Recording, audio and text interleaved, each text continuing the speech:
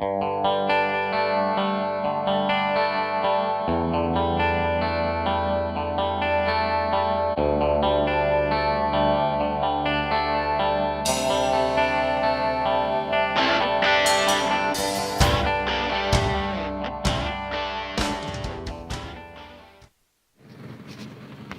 morning. Today we're going to be taking a look at the bees and see what we see. On the first one, the Langstroth hive here, we're going to open it up and see if they need another super. So let's get going here. First thing I should mention is the title of today's episode should be Murphy's Law in Action. If something could go wrong today, it did. Started off with my tripod breaking.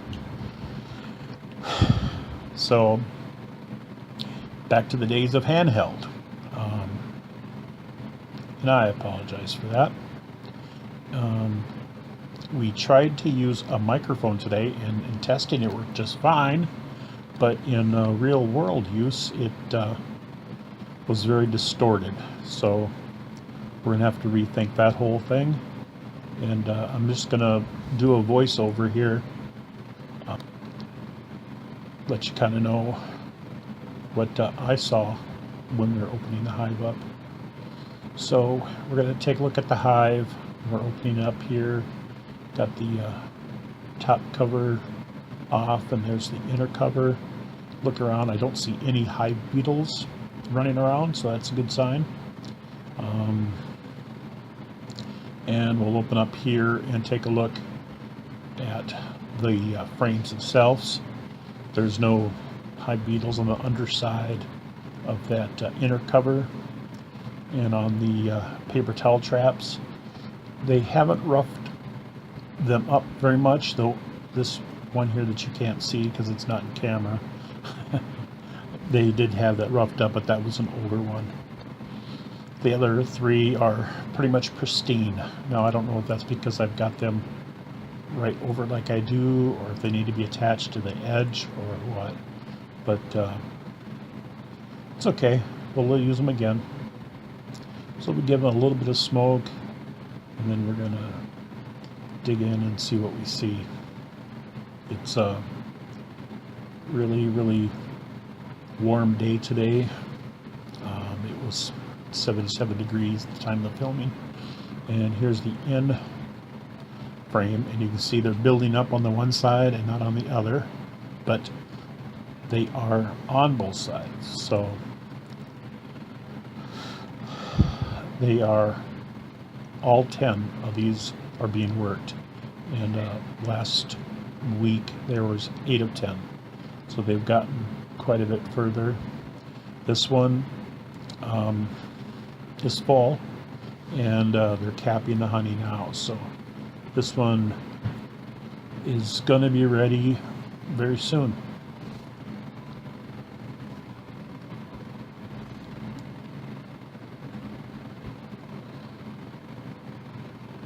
The next one here, this one is about 70% capped, so it's really doing really well. Backside is full and not capped yet. Here we go, another one about 70% capped on both sides on this one, so it's really coming along well. I've made the decision at this point that they are going to get another honey super, so I'm going to button this back up and get the frames squared away, and then go ahead and put the top super on.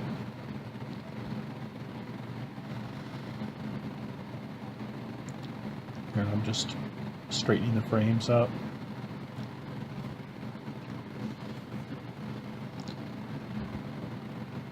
Alright, so this box was outside for a while, so it got dirty, but the inside is clean, so that's good to go. And then we're going to be putting our 10 frames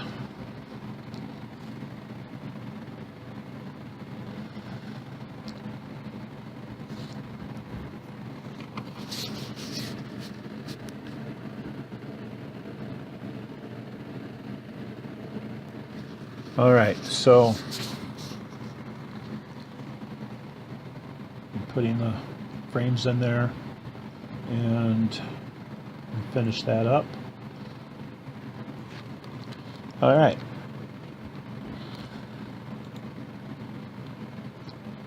So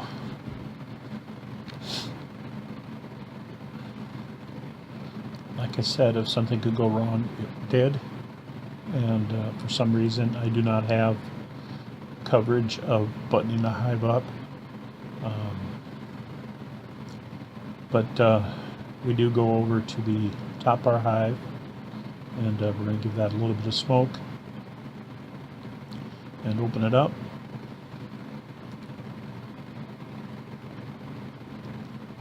And see what we can see. Now, top bar hive has an advantage where I can actually put the camera down. So I'm going to work with it like this for a while and give you a nice view of my smoker. I figured that out after a little while that, oh yeah, that's right in the middle of the camera. So bear with me a little bit. It will move here.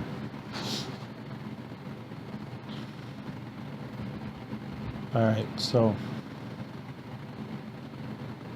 the top bar hive, I take a look at that, and it's really getting, they're doing a really good job. They've got a lot of honey.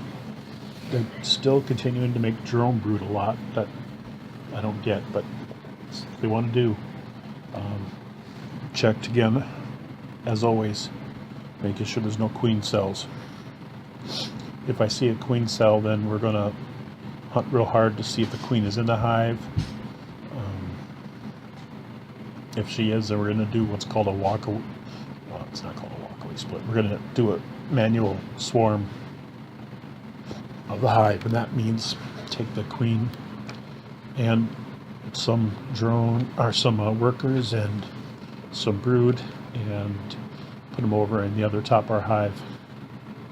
That's kind of why I kept the top bar hive, the additional one, empty this year. It's available now in case I have to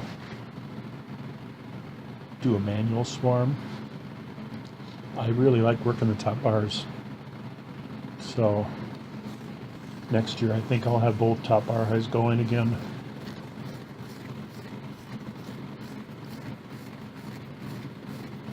Here's my contraption.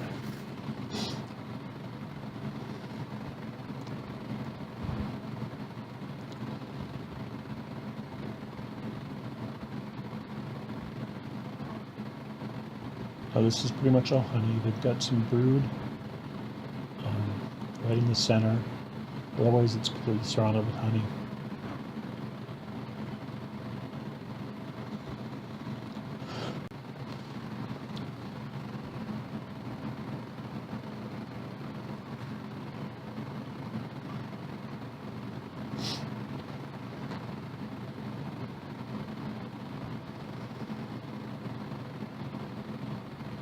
That's a first year comb too. They just are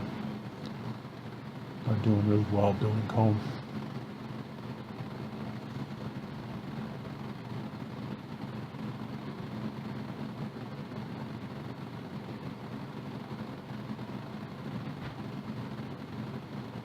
This is also a first year comb.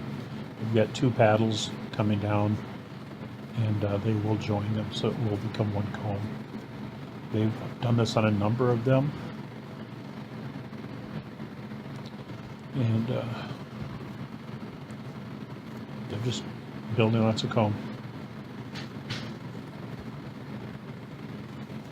In the background you can see the Langstroth hive. There's another one. A lot of drone brood. I asked Josh to get me some spacer bars, and he thought I meant top bar bars.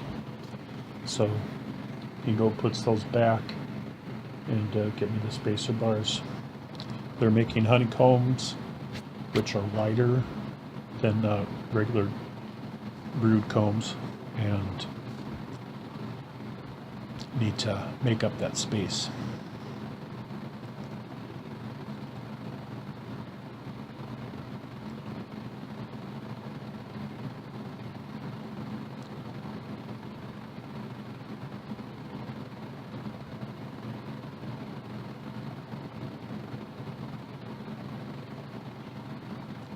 Alright, this one, you can see them festooning on the bottom. It means they're still building brood, or still brooding comb. Still building comb. I've got rented lips today. And here comes Joshua now with the spacer bars.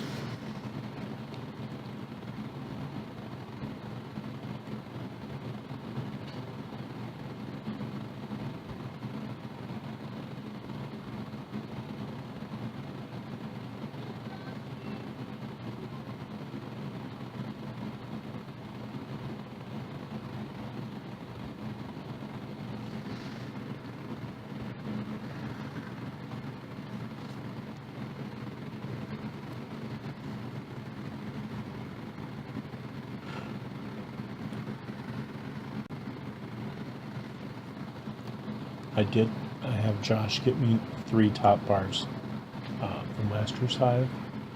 I figured they've got wax on them already, so we might as well use them instead of the new ones.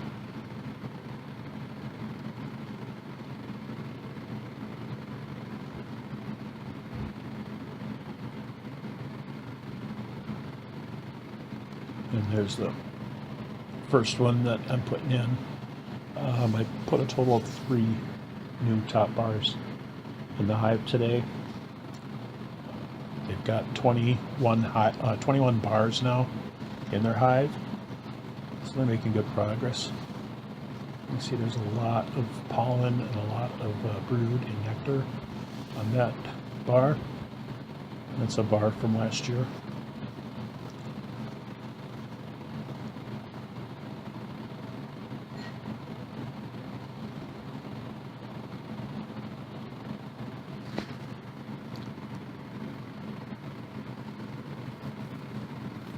Here the comb is stuck to the side that he's attached it. So, like I'm always saying, I have to remember to bring my knife, and I forgot again. So you see where I tore the comb from the side there a little bit. They'll fix it.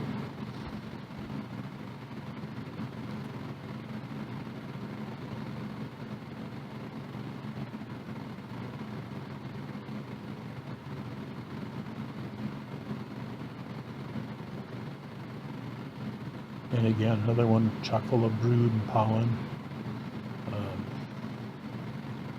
Looks really good. Queen is doing a good job.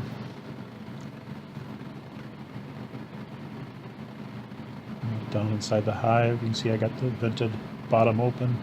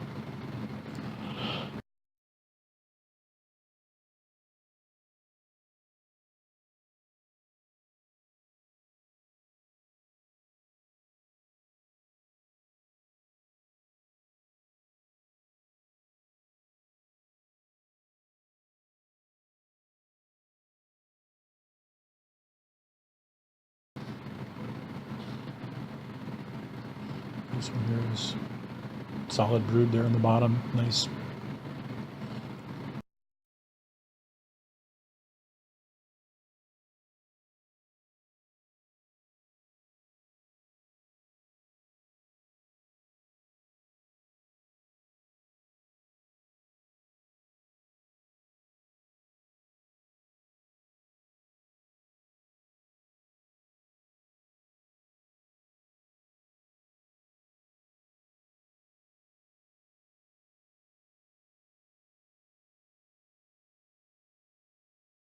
Here's the second of the 3 new top bars I've given them. That's my elbow or something. Yep.